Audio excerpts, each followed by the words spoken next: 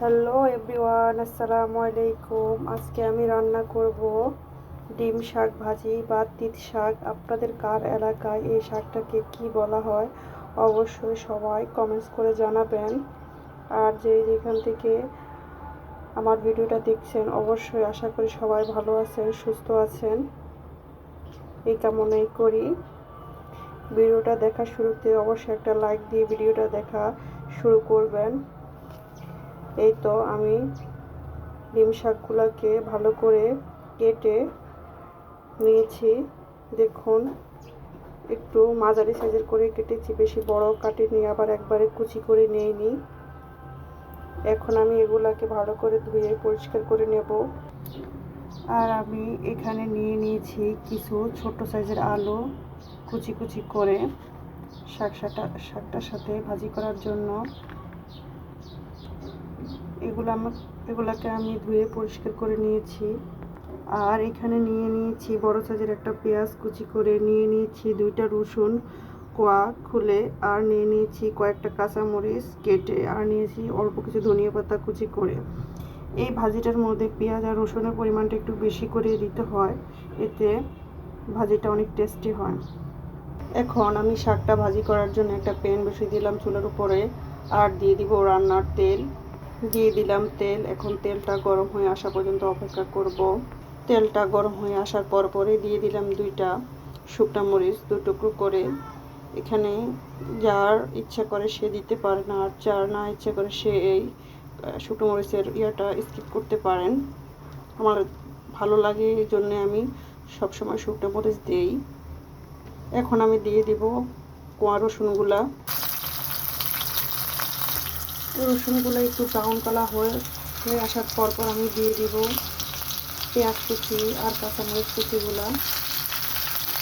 এখন আমি এগুলাকে ভালো করে নেড়ে ছেড়ে ভাজা করে নিব। এ পর্যায়ে আমি দিয়ে দিব কেটে রাখা আলুগুলা।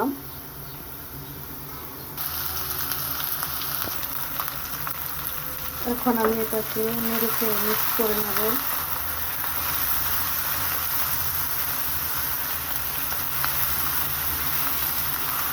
আর এই পর্যায়ে আমি দিয়ে দিব সামান্য হলুদের গুঁড়া আর একটু লবণ।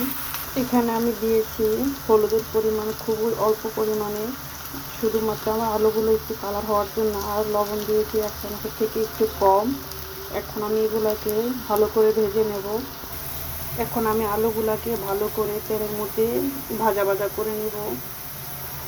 আর আমি এই ভাজিটা করার সময় ঢাকনা দেব না, এতে হবে কি আমার ভাজিটা অনেক ঝরঝরা হবে আর মজাদার হবে।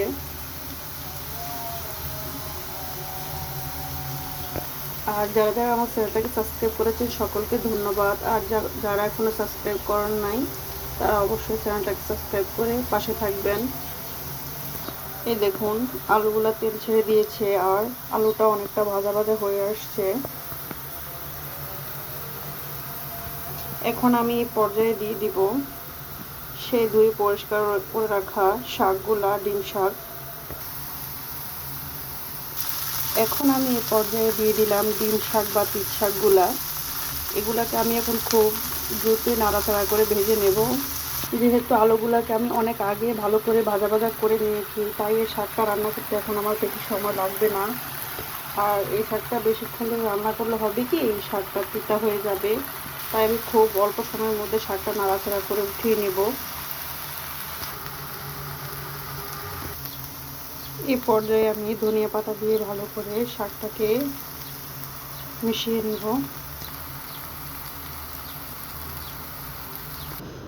এই তো আমার আজকের সেই ডিম ভাজি বা ডিমের শাক ভাজি। এটা গরম গরম ভাতের সাথে খেতে অনেক মজা লাগে। অবশ্যই সবাই কমেন্টস করে জানাবেন আমার আজকের রান্না বা আজকের এই শাক ভাজিটা কেমন হয়েছে। এভাবে এই শাকটা যদি ডিমের শাকটা যদি আপনি ভাজি করেন, এটা খেতে অনেক মজা হয়। আর এতক্ষণ যারা আমার এই শাক ভাজিটা দেখেছে তাদের সকলকে ধন্যবাদ। এই ভিডিওটা দেখার জন্য সবাই ভালো থাকবেন, সুস্থ থাকবেন। আর আমার জন্য দোয়া করবেন। আল্লাহ হাফেজ।